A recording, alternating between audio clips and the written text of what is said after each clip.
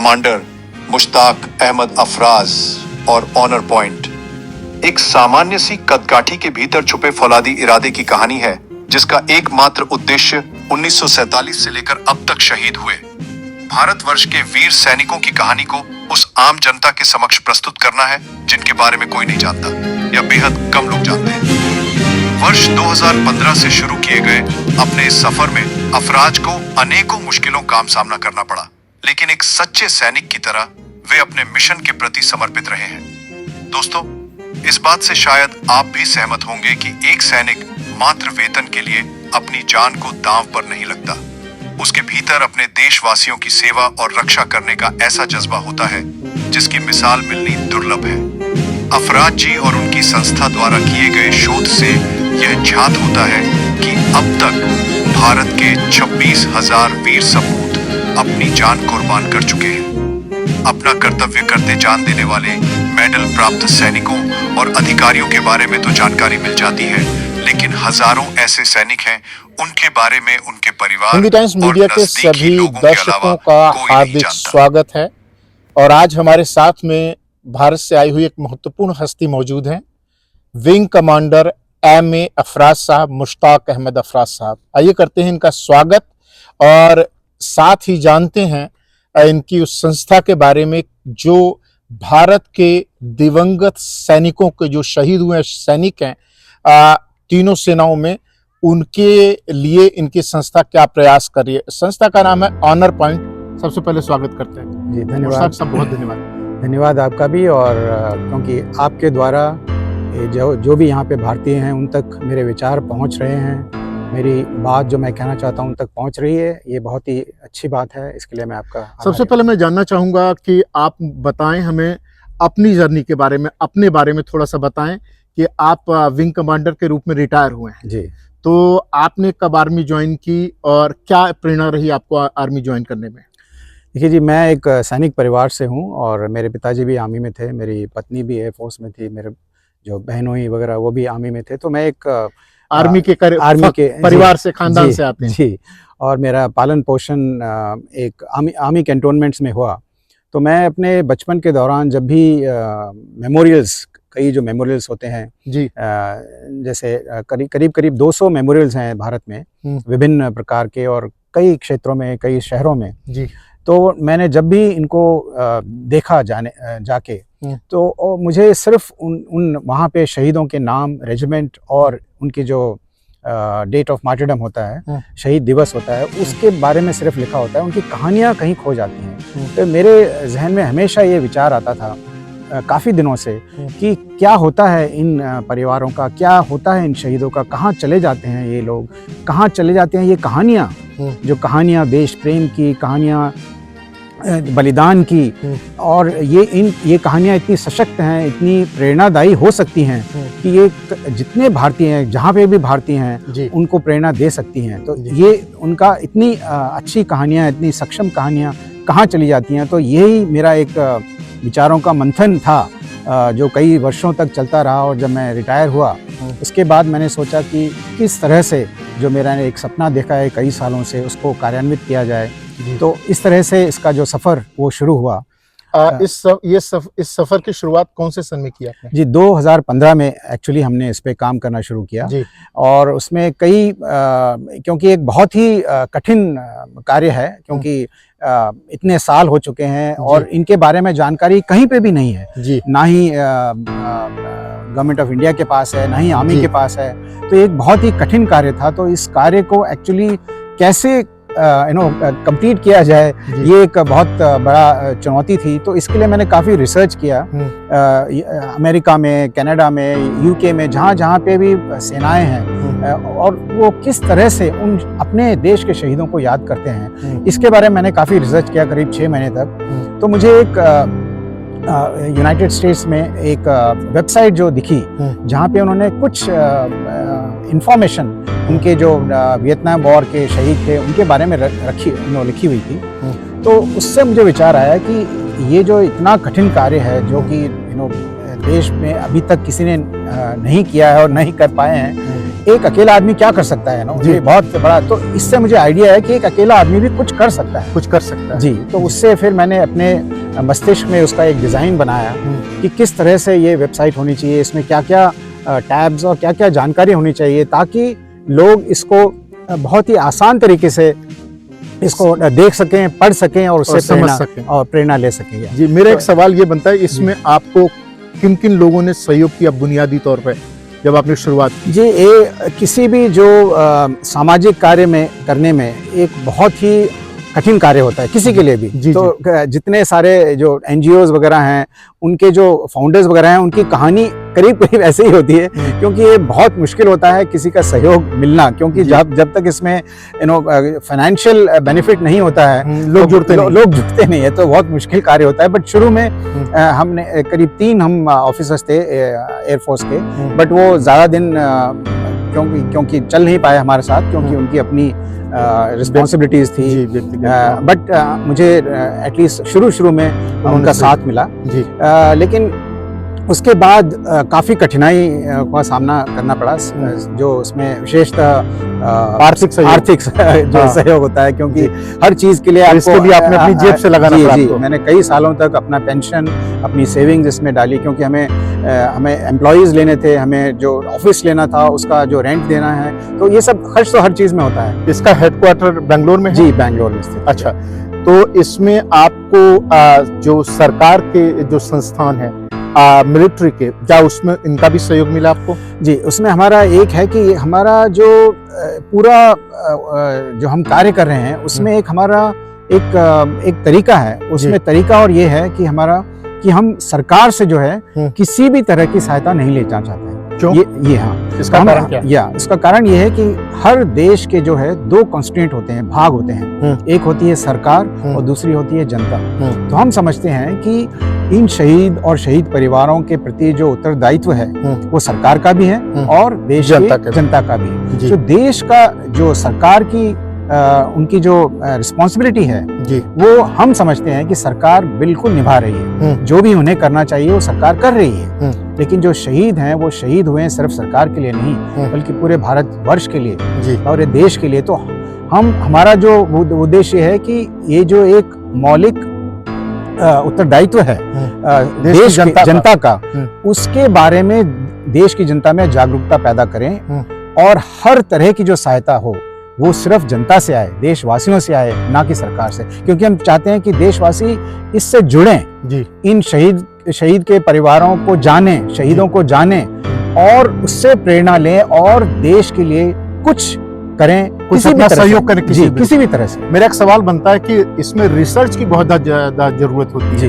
तो रिसर्च में तो आपको, मुझे लगता है कि सेना, मुख्य रूप से जो भारत की सेना है, जो आपके सहयोगी रहे हैं, तो उनकी तो आपको मदद की जरूर आवश्यकता रही होगी। जी, ऐसा है कि जो हमारे पास आज जो है हर शहीद की जो जानकारी है वो है। हर शहीद मीन्स 1947 से लेकर आज तक जितने शहीद हुए आज़ाद भारत की जी। लेकिन हमारा जो उद्देश्य वो है कि इनके बारे में विस्तृत जानकारी हम वो देना चाहते हैं। तो जस्ट और पूछना चाहूंगा कि इसमें कितने लोग आपकी जानकारी में 1947 से लेकर के और कारगिल वार से लेकर के हम आज 2025 में हैं, आपके पास में कितने शहीदों की जानकारी, कितने शहीद हुए हैं? करीब 26,000 से ज्यादा शहीद हुए हैं 1947 भारतीय सेना से। जी जी।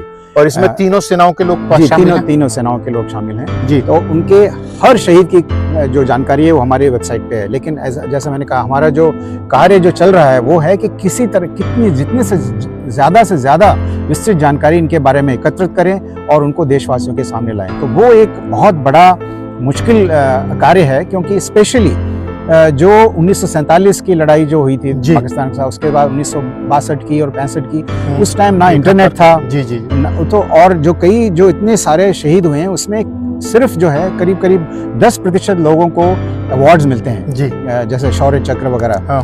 उनके बारे में तो जानकारी फिर भी मिल जाती है, क्योंकि कहीं ना कहीं उनके बारे में लिखा होता है। लेकिन जिनको कोई अवार्ड नहीं मिला है जी, और उन्होंने अपनी जान दी है। लेकिन क्योंकि हम समझते हैं हर शहीद की जो कंट्रीब्यूशन है वो इक्वल है, चाहे उन्हें कोई बिल्कुल मिला हो या ना मिला हो। तो हमारा जो फोकस रहता है वो है कि उन अनजान जो शहीद हैं जिनके बारे में लोग नहीं जानते, उनके बारे में किस तरह से जानकारी एकत्र कर रहे हैं और वो देशवासियों के सामने लाएं। तो इसमें हमारा बहुत मुश्किल जो वो है, जो मैंने बताया कार्य कि पुराने जो शहीद हुए उनके बारे में जानकारी जी। तो अब शुरू में तो बिल्कुल ही नहीं था हमारे पास, क्योंकि ना हमें लोग जानते थे, बट लेकिन अभी जो है हमें करीब 10 साल हो चुके हैं, तो काफ़ी लोग ऑनर पॉइंट के बारे में जानते हैं। कई हजार शहीद परिवार जो हमसे जुड़े हुए हैं, उनके अलावा उनके जो मित्र होते हैं, जैसे स्कूल के फ्रेंड्स हैं, कॉलेज में उनके साथ रहे थे, उनके फैमिली मेम्बर्स, और उनके साथ जो आर्मी में वेरियस यूनिट्स हैं उनके साथ जिन्होंने काम किया, उनके साथ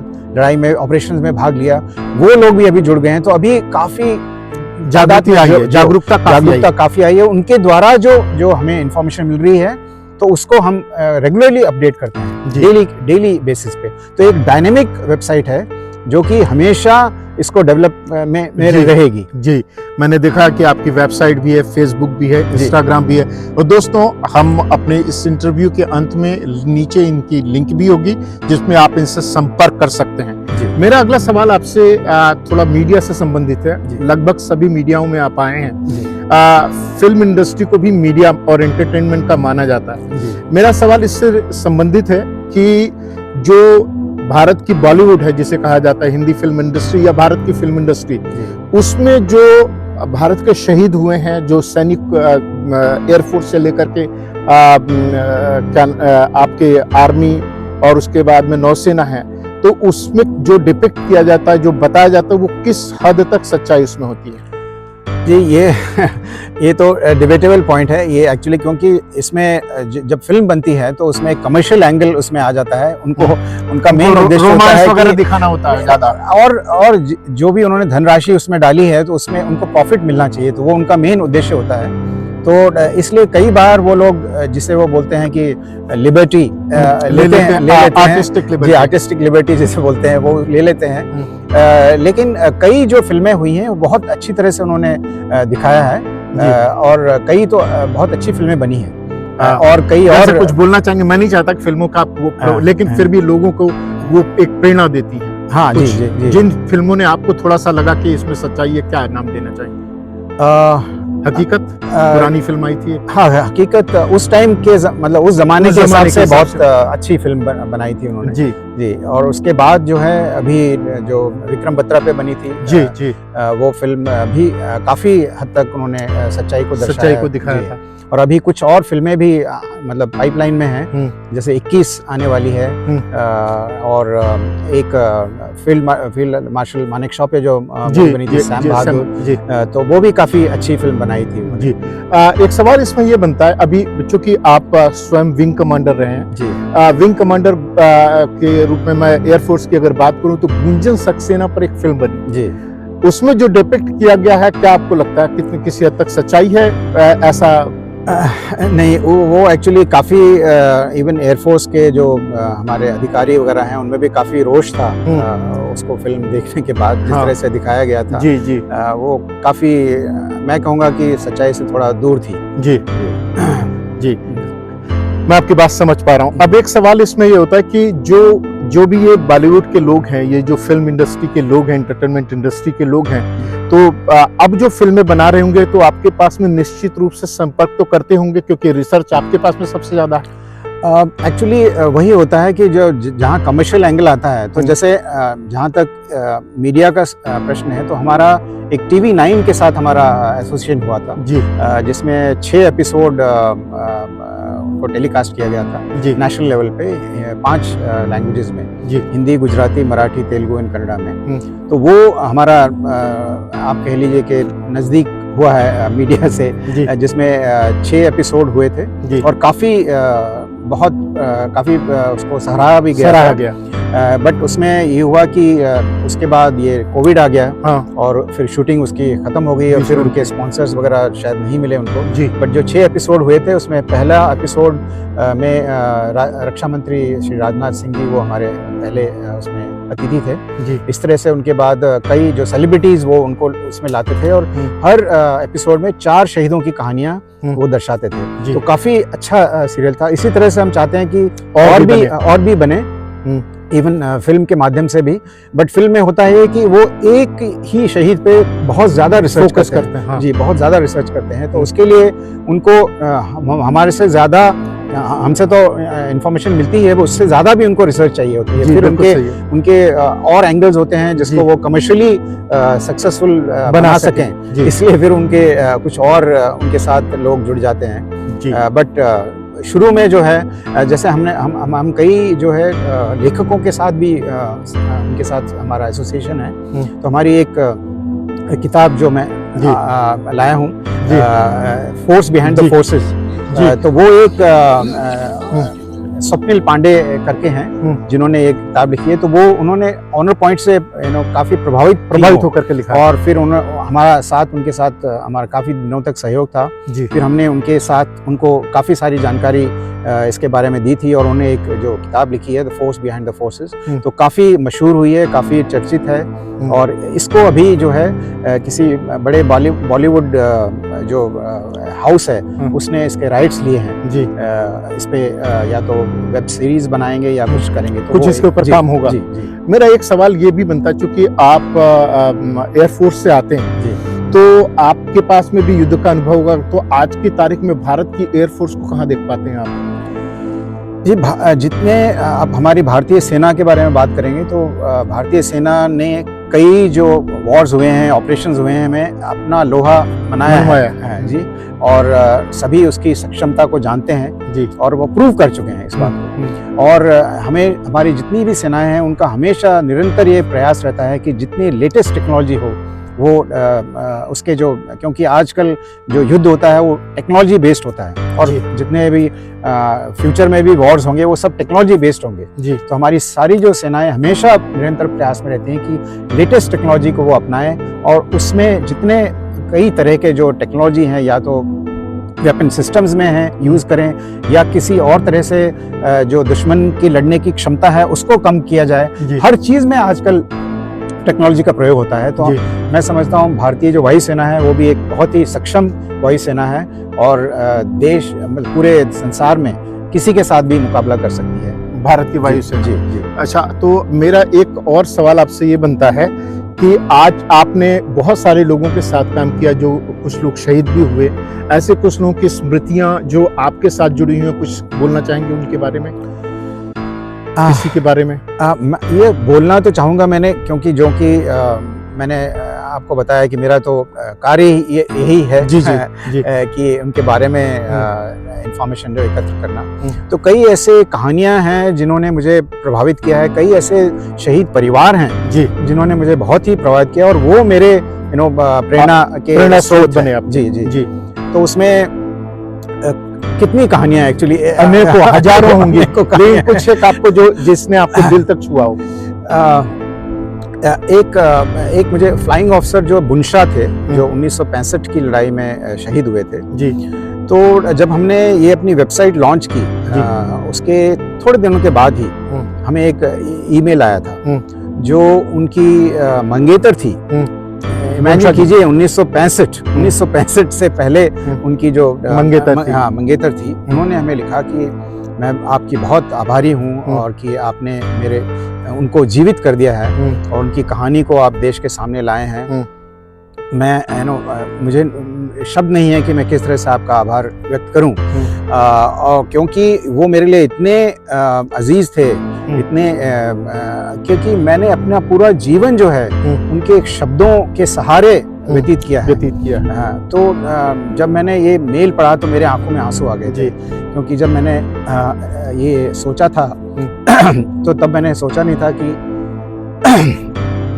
इतने दिलों को जी मैं समझ गया आपकी, आप इमोशनल हो रहे हैं, भावना आपके सम्मुख आ रही है। तो बुनशा जो है वो उनकी क्या रैंक थी? कुछ जस्ट फ्लाइंग ऑफिसर थे, और 1965 के युद्ध में वो शहीद हुए थे, और वो परंपरा चलती हुई आ रही है कारगिल तक में। जी जी। और कई ऐसे परिवार हैं वो भी आपको सुन के आश्चर्य होगा कि वो भी इतने क्योंकि उनको जो एक हादसा होता है एक किसी के खोने का जी, तो कई बार ऐसा होता है कि आप किस तरह से उस पर प्रतिक्रिया करते हैं जी। जो नॉर्मली ऐसा होता है कि आप लोगों को कोसते हैं, भगवान को कोसते हैं, जी हर चीज़ को कोसते हैं, क्योंकि आपने तो सब कुछ खो दिया है। जी लेकिन कई शहीद परिवार हैं, उनकी प्रतिक्रिया बिल्कुल विपरीत है। जी उन्होंने इसको एक पॉजिटिव तरीके में उसका रिस्पॉन्स दिया है अपने परिवार के एक स्वजन को। जी, वो ऐसे कई परिवार हैं जो कि अभी खुद सामाजिक कार्य कर रहे हैं जी, और दूसरे शहीद परिवारों को सहायता कर रहे हैं। तो ऐसे कई शहीद परिवार हैं, उनकी कहानियां जो है वो लोगों तक मुझे पहुंचनी चाहिए और वो मुझे प्रेरणा देती है। जी, तो उसमें भी कई उदाहरण हैं, अगर मैं बोलूं तो मैं जरूर। तो उसमें एक फ्लाइट लेफ्टिनेंट आकाश यादव थे, जो 2010 में शहीद हुए थे। तो उनके जो परिवार है वो कोसली करके है, एक जगह, छोटी सी जगह, रेवाड़ी डिस्ट्रिक्ट में। रेवाड़ी मतलब हरियाणा में जी। तो उनका जो उनके माता पिता हैं, अब उनका वो इकलौता बेटा जो 26 साल इकलौता बेटा और 26 साल में उन्होंने खो दिया जी। तो हमने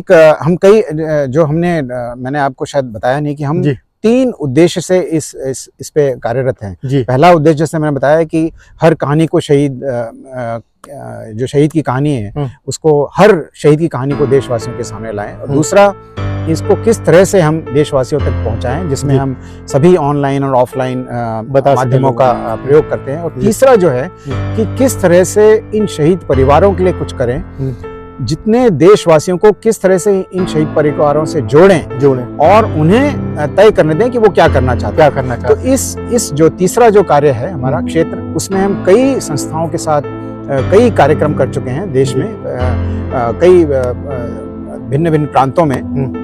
तो उसमें हमने एक कार्यक्रम किया था शुरू में, काफी 2017 में बॉम्बे में। तो उसमें हमने इन जो आकाश यादव है परिवार है, इनको बुलाया था। तो उस टाइम वो बहुत ही गमगीन थे और बहुत ही जैसे डिप्रेशन से गुजर रहे थे। ऑफ कोर्स उनका इकलौता बेटा गुजर गया। तो जब हमने ये कार्यक्रम किया, जहाँ पे उनकी आवभगत हुई और उनके बारे में चर्चा हुई, लोगों से मिले और उनका सम्मान हुआ, तो उस तरह से उनको एक उनके जो परिवर्तन आ गया उनके दृष्टिकोण में, उनके विचारों में। तो उन्होंने कहा कि यह कोई तरीका नहीं है जीवन व्यतीत करने का, दुख में रहने का। तो उन्होंने सोचा कि इसको किस तरह से हम पॉजिटिव वे में इसको रिस्पॉन्ड करें। तो फिर उन्होंने वहाँ पे जहाँ पे वो रहते हैं, वहाँ पे एक काफ़ी सारे स्लम एरियाज हैं। तो वहाँ से उन्होंने शुरू में 5 बच्चों को गोद लिया, जिसको उन्होंने पढ़ाई का उनको पढ़ाने के भार लिया उन्होंने। फिर धीरे धीरे करके 5 से 10 हुए, 50 हुए, 100 बच्चे आज उनके साथ हैं। और उनकी जो बेसिक जो शिक्षा का जो रिक्वायरमेंट होते हैं, जैसे किताबें हैं वगैरह वगैरह, वो काफ़ी चीज़ें वो प्रोवाइड करते हैं। और उसके अलावा उन्होंने एक संस्था खोली आकाश यादव के नाम से अपने बेटे के नाम। और उस संस्था के द्वारा वो कई आसपास के गाँव में जाते हैं और बाकी जो यूथ हैं, जो आज की वर्तमान पीढ़ी है, उनको प्रेरणा देते हैं कि आप भी जो है सशस्त्र सेनाओं में अपना योगदान दें। तो देखिए किस तरह से एक परिवार जुड़ करके वो भी देश सेवा में लग गया है। तो ऐसी कई कहानियां हैं जी। तो सैनिक जो हैं, जो शहीद हो चुके हैं, तो उनके परिवार भी आगे चल करके देश की सेवा में लग रहे हैं। मेरा एक महत्वपूर्ण सवाल ये है कि अक्सर ये होता है कि जब शहीद कोई होता है भारतीय सेना का, उस वक्त में मीडिया में बहुत ज़्यादा चर्चा होती है और बताया जाता है, तमाम हो हल्ला होता है।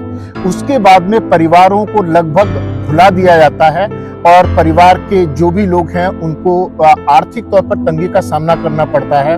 और चाहे उनके कलेक्शन के लिए या जो उनके लिए अमाउंट निर्धारित किया जाता है, ऐसी कुछ समस्याएं क्या आपके सामने आई कि उनके परिवारों को ऐसा गुजरना पड़ा? जी, ऐसा है कि अभी काफ़ी जागरूकता है। तो करीब जो नए जितने अभी, क्योंकि शहीद तो हर दूसरे दिन एक शहीद होता है। बिल्कुल। तो अभी काफ़ी सरकारें भी जो हैं वो काफ़ी आगे आती हैं। और जो राज्य सरकारें हैं, जो अपनी केंद्र सरकार तो करती है, जो राज्य सरकारें हैं वो भी काफ़ी हेल्प करती हैं, जो आर्थिक सहायता के इसके पॉइंट से। लेकिन जो पुराने शहीद हैं, जिसके मैंने बताया कि उनके बारे में जानकारी भी नहीं है, तो उनको तो लोग काफ़ी भूल चुके हैं। तो हम जो अपने कार्यक्रम होते हैं उनमें ज्यादातर पुराने शहीदों को ही उनको आगे लाना चाहते हैं। करके आते हैं। और जैसे मैं बताया आपने कि उनके परिवार जो कई तरह की मुश्किलात जो हैं वो फेस करते हैं, लेकिन शायद जो देशवासी ये नहीं जानते कि किस तरह की मुश्किलात वो जो पूरे परिवार को फेस करते हैं। वो नॉर्मली सोचते हैं कि शायद आर्थिक सहायता कर दें तो काफ़ी है, बट वो बात नहीं है, क्योंकि जो हमारे 90% जो 90% जितने हमारे शहीद हैं वो देश के दूर दराज छोटे छोटे गाँवों से आते हैं जी। और वहाँ के जो सामाजिक मतलब जिस तरह की वहाँ की जिस तरह का समाज है वहाँ पे, वो काफ़ी अभी भी काफ़ी उनका पुराने ख्यालात के लोग हैं जी। तो उनके आप शायद बिलीव नहीं करें किस तरह से उनकी जो मुश्किलात हैं उनको और जी। जैसे कई उन्होंने मेरे साथ मैं तो कई शहीद परिवार से मिला हूँ, तो कई उन्होंने जो मुझसे शेयर किया है वो ये है कि ज़्यादातर जो विधवा होती हैं उनको बहुत ही बुरी तरह नज़र से देखा जाता है उस समाज में जी। वो उनको अपशकुन मानते हैं और इस हद तक कि लोग उनकी शक्ल तक देखना नहीं चाहते कुछ गाँव में। तो जैसे कई लोगों ने मुझसे शेयर किया कि वो क्या करते हैं कि दिन में सुबह और शाम को जब लोग काम पे जाते हैं और काम से वापस आते हैं तो वो जाके गांव के मंदिर में बैठ जाती हैं ताकि लोग उन्हें ना देख पाएं। तो ये देखिए अब किस तरह की विडंबना है, कहाँ हम उनको चाहते हैं कि वो, हम समझते हैं कि वो देश के एक स्पेशल नागरिक हैं जी, विशेष नागरिक हैं और उनको इतना सम्मान मिलना चाहिए, और कहाँ ये समाज है और यही समाज है जहाँ से उनको सम्मान मिलना चाहिए, क्योंकि ये सम्मान जो है वो केंद्र सरकार नहीं दे सकती, कोई सरकार नहीं दे सकती, ये सम्मान समाज से आना है। और इसी कार्य में हम लगे हुए हैं कि किस तरह से सामाजिक दृष्टिकोण में बदलाव आए और इनको एटलीस्ट इन जो समाज हैं, जो ऐसे गांव हैं, सभी नहीं है बट कुछ है, इस तरह से वो फेस ना करें और उनको एक सम्मान मिले और ये समाज उन्हें सम्मान दे जी। और जी बोलिए। और यही हमारा जो उद्देश्य रहता है, जितने हम जो कार्यक्रम जो भी हम ऑर्गेनाइज करते हैं उसमें हमारा यही उद्देश्य रहता है कि इन परिवारों को सम्मान मिले और उनको वो जगह मिले जो जिसके वो अधिकारी हैं, और ये सब समाज ही कर सकता है। इसीलिए हम समाज में इनके लोगों के लिए प्रति जागरूकता पैदा करना चाहते हैं जी। मैं लूंगा एक छोटा सा ब्रेक और उसके बाद में आपके साथ दोस्तों पुनः जुड़ते हैं और कुछ और सवाल आखिरी दौर में आप सभी के सामने प्रस्तुत करना चाहते हैं। इन सैनिकों की विधवाओं, उनके बच्चों और परिवारों को किस कठिन परिस्थिति से गुजरना पड़ता है, इसकी कल्पना तक किसी को सहम आ सकती है।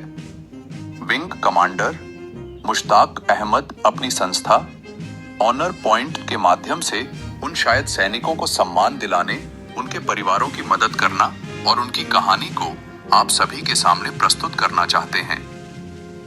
उनके इस महान कार्य में आर्थिक रूप से सहयोग करना सभी भारत प्रेमियों का पुनीत कर्तव्य है। अपने सहयोग के माध्यम से आप भी उन अमर बलिदानियों की आत्मा को शांति प्रदान करते हुए उन्हें वास्तविक सम्मान देने का काम करेंगे, जिन्होंने बिना किसी बात की परवाह की अपना सर्वोच्च बलिदान दिया है। वीडियो के नीचे दिए लिंक और संपर्क सूत्र के माध्यम से आप ऑनर पॉइंट की वेबसाइट, फेसबुक और पर जाकर उनका सहयोग कर सकते हैं। अगर आपके पास कोई ऐसी स्टोरी या जानकारी है जो आप लोगों तक पहुंचाना चाहते हैं, तो बेहिचक आप हमसे संपर्क कर सकते हैं। महान गीतकार प्रदीप कुमार की ये कालजयी पंक्तियां अपने आप में हम सभी लोगों के लिए एक संदेश हैं। पर मत भूलो सीमा पर, वीरों ने है प्राण गंवाए, कुछ याद उन्हें भी कर लो। दोस्तों, हम बात कर रहे हैं एम.ए. फराज साहब से, मुश्ताक साहब से, और मेरा आखिर में आपसे सवाल ये है कि जैसे आपने कहा शुरुआत में ही कि जनता जो है, जनता को आप जोड़ना चाहते हैं, क्योंकि सैनिक जो है वो बहुत हट करके होता है और वो सिर्फ सैनिक इसलिए नहीं बनता कि उसे कोई तनख्वाह मिले, वो इस लिहाज से भी जान देता क्योंकि देश के लिए वो खड़ा होता है। तो आप क्या सुधार देखते हैं, क्या सुधार चाहते हैं, और इसमें सरकारों से क्या आपके एक्सपेक्टेशंस हैं? जो सरकार हैं, राज्य सरकार है, चाहे उसके अलावा केंद्र सरकार है, और साथ में जनता से भी। मेरी, जैसे मैंने कहा कि मेरी केंद्रीय सरकार और राज्य सरकारों से कोई अपेक्षा नहीं है, क्योंकि मेरे हिसाब से वो अपना कार्य कर रहे हैं, अपना दायित्व निभा रहे हैं जो उनको करना चाहिए। मेरा जो अपेक्षा है, मेरी अपेक्षा है सिर्फ जनता भारत की जनता से और भारतीयों से, ना ही जो सिर्फ भारत में है बल्कि जहाँ भी भारतीय हैं पूरे दुनिया में, मेरी उन सब से अपेक्षा है कि आप भी देश के लिए अपना कुछ योगदान दें और इन कहानियों से प्रेरणा लें, क्योंकि ये यहाँ पे इतने जो सैनिक हैं उन्होंने अपनी प्राणों को न्यौछावर किया है इस देश के लिए।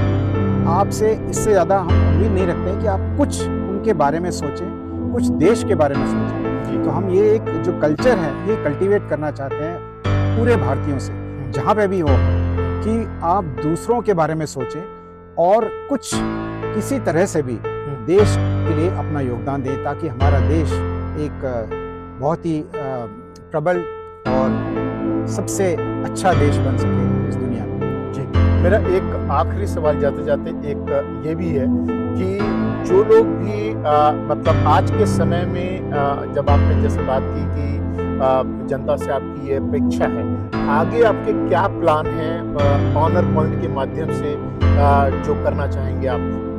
जी, एक तो पहला ये है कि हम अभी जो हमारे पास जितना इंफॉर्मेशन है वो इंग्लिश में है जी, तो हम इसको एक्चुअली कई भाषाओं में इसको ट्रांसलेट करना चाहते हैं, क्योंकि शहीद सारे देश में हैं और भारत में अन्य भाषाओं में आप जानना चाहते हैं। जी, तो वो उसके लिए हमें हम कार्य कर रहे हैं, लेकिन उसके लिए हमें आर्थिक सहायता की चाहिए, वॉलंटियर्स चाहिए, वॉलंटियर्स बहुत चाहिए, और वॉलंटियर्स हैं हमारे पास, लेकिन उसमें एक्चुअली हमें आर्थिक सहायता ज़्यादा चाहिए, ताकि हम जो है काफ़ी एबल लोगों को हम उनको रिक्रूट कर सकें, वो हमारे लिए काम कर सकें। तो एक हमारा ये उद्देश्य है। दूसरा है कि हम पूरे दुनिया में जितने, क्योंकि भारतीय हर पूरी दुनिया में है जी, उनके वहाँ पे इसके प्रति जागरूकता पैदा करें, उन लोगों को भी इनके बारे में पता लगे और उन्हें भी ये एक भावना पैदा हो, उत्पन्न हो कि वो भी कुछ देश के लिए करें जी, क्योंकि मैं समझता हूँ भारतीय हर जगह पे हमेशा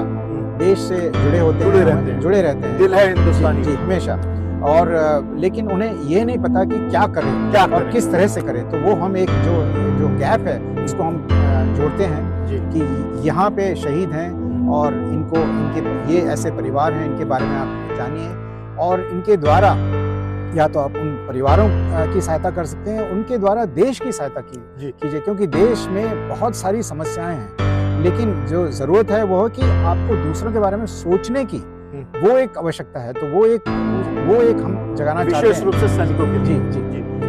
एक चीज ये कि आप यहाँ कनाडा में आए हुए हैं और पिछले एक सप्ताह से, तो मेरा ये है कि जो अप्रवासी भारतीय हैं कनाडा में जो रह रहे हैं, अमेरिका में जो रह रहे हैं, और उन भारतीयों से आप क्या कहना चाहेंगे आपने कि किस रूप में कैसे ऑनर पॉइंट के साथ में जुड़ सकें? जी, जैसे मैंने कहा कि हम तीन कार्यों में, तीन क्षेत्रों में कार्यरत हैं। पहला ये कि हर शहीद की कहानी को देश के सामने लाएं, तो उसमें, और दूसरा जो है कि किस तरह से इनके बारे में लोगों तक पहुंचाएं, और तीसरा किस तरह से इन परिवारों की मदद करें। तीनों क्षेत्रों में हमें सबकी आवश्यकता है, क्योंकि एक बहुत ही बड़ा कार्य है और इसको करने के लिए हमें हमेशा ही लोगों की सहायता चाहिए। तो आप जितने लोग यहाँ पे हैं और अमेरिका में हैं, किसी न किसी तरह से इससे आप जुड़ सकते हैं, हमें आप लिख सकते हैं, हमसे कांटेक्ट कर सकते हैं, हमारे ईमेल वेबसाइट के माध्यम से, और फोन नंबर भी उसमें मौजूद है। और इस तरह से मैं चाहता हूँ कि आप दूसरों के बारे में सोचें, और इसके अलावा भी देश के सामने कई और सामाजिक कार्य हैं, तो उनसे भी जुड़ें, अपने देश से जुड़े किसी न किसी, और वो जो एक भावना है वो हम इसके द्वारा आपके अंदर उत्पन्न करना चाहते हैं। तो दोस्तों, हमारी बात हुई अफराज साहब से, मुश्ताक अहमद अफराज, और जो कि सैनिक हैं। दोस्तों, हम सभी लोग जानते हैं आज़ादी के पहले जिन्होंने आज़ादी के लिए लड़ाई लड़ी उनको शहीद माना जाता है, लेकिन असली शहीद जो 47 के बाद से हुए हैं वो देश के सैनिक हुए हैं, और उनके परिवारों को किस कठिनाई से गुजरना पड़ता है, इसकी कुछ झलक हमने मुश्ताक साहब से, अफराज साहब से हमने सुनी है। और उनका बिल्कुल कहना सही है कि अगर हम अपने देश के प्रति और देश के जो शहीद हुए हैं सैनिक, उनके प्रति थोड़ी भी भावना रखते हैं तो उनके प्रति कुछ न कुछ करना चाहिए। लेकिन क्या करना चाहिए वो आपको जानकारी मिलेगी ऑनर पॉइंट से। तो इस वीडियो के अंत में नीचे आपको इंस्टाग्राम, फेसबुक और वेबसाइट के लिंक मिलेंगे, जहां आप कनेक्ट कर सकते हैं और कनेक्ट करके अपने हिसाब से जो भी सहयोग करना चाहते हैं आप सहयोग कीजिए, कांटेक्ट कीजिए अफराज साहब से, और इनके पूरा ऑफिस है जो लगे हुए हैं, और जो भी सहयोग करेंगे ये आपका असली सहयोग होगा, क्योंकि देश, कोई भी देश जो है बिना सैनिकों के उसके चल नहीं सकता, और उनकी कुर्बानियां और वो सबसे ज्यादा मायने रखती हैं। एक चीज और, वर्तमान में पिछले कुछ समय में सैनिकों की स्थिति के ऊपर सरकारों ने ध्यान देना शुरू किया है। ये जो वर्तमान सरकार चल रही है केंद्र में, इसके बारे में कुछ कहना चाहेंगे क्या? इनके बारे में बड़ी सारी बातें आई कि इन्होंने काफी सैनिकों को प्रोत्साहन दिया है, जैसे राजनाथ सिंह जी का आपने जिक्र किया, क्या कहना चाहेंगे? हाँ, नहीं, जो वर्तमान सरकार है वो सैनिकों के बारे में बहुत अच्छा सोचती है और कई कार्यक्रम कर रहे हैं शहीदों के बारे के लिए भी, कई जो प्रोग्राम्स उन्होंने लॉन्च किए हैं। तो बट जैसा मैंने कहा कि सिर्फ सरकार के ऊपर हर चीज़ नहीं छोड़ना चाहिए, सरकार अपना काम कर रही है। हाँ। आप सब लोग भी जुड़िए और सरकार की मदद कीजिए, उसके द्वारा देश की मदद कीजिए, यही मेरी आप सबसे दरख्वास्त है। दोस्तों, अब यहीं से लेते हैं विदा। राकेश तिवारी को दीजिए इजाजत, और ऑनर पॉइंट के साथ में जुड़िए, लेकर के आते रहेंगे आपके लिए इसी तरह की कहानियां, इसी तरह की स्टोरीज, जो कि आपको प्रोत्साहित भी करे और आपको आपकी भाषा, आपकी संस्कृति, आपके कल्चर, आपके देश से जुड़ने के लिए प्रेरित करे। बहुत बहुत धन्यवाद। नमस्कार। नमस्कार सर, नमस्कार। मेरा नाम सोनिया है। मैं आपसे कुछ लेडीज़ के बारे में क्वेश्चन करना चाहूँगी। जैसे एयरफोर्स में कोई नया नया आता है, लेडीज़ आती है, कोई लड़की आती है, ज्वाइन करने के लिए भी आती है, कोई वहाँ पे शहीद भी हो जाती है, उनके बारे में आप क्या कहना चाहेंगे? ये ऐसा है कि अभी तक जो महिलाएं हैं, काफ़ी वर्ष हो चुके हैं वैसे तो, और एयरफोर्स में, आर्मी में अभी काफ़ी महिलाएं ऑफिसर आ चुकी हैं, लेकिन अभी तक जो शहीद का दर्जा है वो किसी महिला को अभी तक तो नहीं मिला है। और एक जो किरण शेखावत, लेफ्टिनेंट किरण शेखावत हैं, जो नेवी में ऑफिसर थी, वो पहली महिला थी जो कि हु डाइड इन हार्नेस, मतलब लेकिन वो एक एयर क्रैश था। तो उस परिवार के साथ भी हम जुड़े हुए हैं, लेकिन और उसका बारे में हमारे वेबसाइट पे भी है, लेफ्टिनेंट किरण शेखावत, आप लोग पढ़ सकते हैं। लेकिन जो सरकार है उसका एक तरीका होता है, जिस तरह से जब तक वो बैटल कैजुअल्टी उसको डिक्लेयर नहीं करते हैं, उनको शहीद का दर्जा जो है वो नहीं मिलता है। तो और वो जो शहीद का दर्जा तभी मिलता है जबकि वो किसी ऑपरेशन में या किसी वॉर में अगर शहीद हों तो तभी शहीद का दर्जा मिलता है।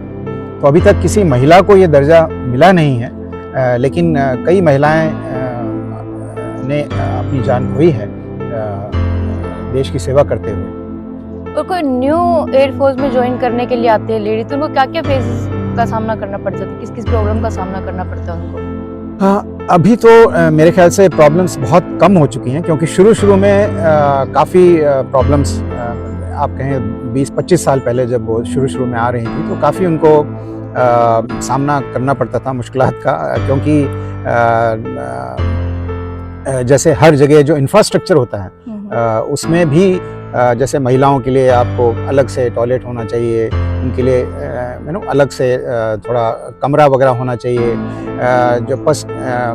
तो वो जो सिक्योरिटी, पर्सनल सिक्योरिटी को देखते हुए, और कई ऐसे रोल होते हैं जिसमें रात में, जैसे आपको पेट्रोलिंग में जाना है आर्मी में, और एयरफोर्स में भी जो रात में ड्यूटी ऑफिसर होते हैं जो कि रात में पेरीमीटर पे जाके सिक्योरिटी वगैरह चेक करते हैं, तो उसमें थोड़ा सा शुरू में जो कि जिनको वो कमांड करती हैं, जो एयरमैन हैं या जवान हैं, उनके लिए भी एक बहुत ही शुरू में उनको मुश्किल था उनको एक्सेप्ट करना कि वो हमारे अधिकारी हैं। तो इस तरह का जो एक मेंटल ब्लॉक है, स्पेशली जो आर्म फोर्सेस में ज़्यादातर मेल्स होते हैं इतने कई सालों से, तो उसको एक चेंज करना शुरू में दोनों के लिए मुश्किल था, ऑर्गेनाइजेशन के लिए भी और जो आ रही हैं उनके लिए भी। इस ऑर्गेनाइजेशन में घुसना और अपने लिए एक जगह बनाना, ये एक काफ़ी मुश्किल काम था, जो कि अभी धीरे धीरे जैसे जैसे वर्ष बीत चुके हैं, अभी मेरे हिसाब से कोई भी समस्या नहीं है किसी भी महिला को ज्वाइन करने के लिए। उनको बिल्कुल बराबर का हक मिलता है, बराबर का सम्मान मिलता है। और जो जूनियर अधिकारी हैं या जूनियर जिससे जवान्स हैं, एयरमैन्स हैं, वो उन्होंने भी अच्छी तरह से एक्सेप्ट कर लिया है और आई डोंट थिंक अभी कोई प्रॉब्लम है।